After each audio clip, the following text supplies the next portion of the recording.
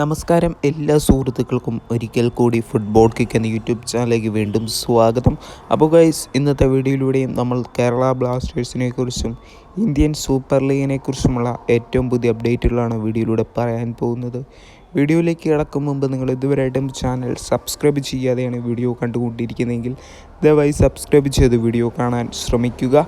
അപ്പോൾ ഗൈസ്, നമുക്ക് ആദ്യത്തെ അപ്ഡേറ്റിലേക്ക് കിടക്കാം. കേരള ബ്ലാസ്റ്റേഴ്സ് ഇന്നലെ നോർത്ത് ഈസ്റ്റ് യുണൈറ്റഡ് എഫ്സിക്കെതിരെ ഇറങ്ങിയപ്പോൾ ഒരു വിജയം മാത്രം പ്രതീക്ഷിച്ച് തന്നെയായിരുന്നു ആരാധകർ ഇരുന്നതും. ആദ്യ പകുതിയിൽ മത്സരം ഒരു ഗോൾ പോലും അടിക്കാതെ സമനിലയിൽ തന്നെ അവസാനിച്ചിട്ടുണ്ടായിരുന്നു. അതിനുശേഷം രണ്ടാം പകുതിയിൽ കേരള ബ്ലാസ്റ്റേഴ്സിനെ തോൽപ്പിച്ച് വിട്ടുകൊണ്ട് North East United F C 3 point സ്വന്തമാക്കിയിരിക്കുകയാണ്. നമുക്കറിയാം, ഇന്നലത്തെ മത്സരത്തിൽ കേരള ബ്ലാസ്റ്റേഴ്സിൻ്റെ അധികം വിദേശ താരങ്ങളെയൊന്നും നമുക്ക് കാണാൻ സാധിച്ചിട്ടില്ലായിരുന്നു. മിലോസ് ഡിൻസിച്ച്, ഡൈസൂക്കി എന്നിവരെ പോലുള്ള വിദേശ താരങ്ങളെയാണ് നമുക്ക് കാണാൻ സാധിച്ചിരിക്കുന്നത്.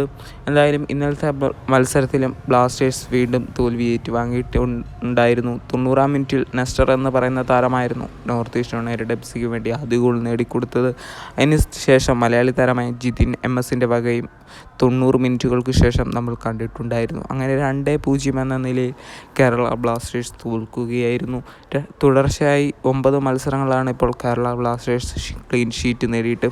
എന്തായാലും ബ്ലാസ്റ്റേഴ്സിൻ്റെ ഈ മോശം പ്രകടനം ഇങ്ങനെയാണെങ്കിൽ ബ്ലാസ്റ്റേഴ്സ് പ്ലേ ഓഫിലേക്കുള്ള കളികൾ കളിക്കുമ്പോൾ വീണ്ടും തോൽവിയാണെങ്കിൽ ബ്ലാസ്റ്റേഴ്സ് ആരാധകരെ സംബന്ധിച്ചോളം അതൊരു നിരാശ വാർത്ത തന്നെയാകും.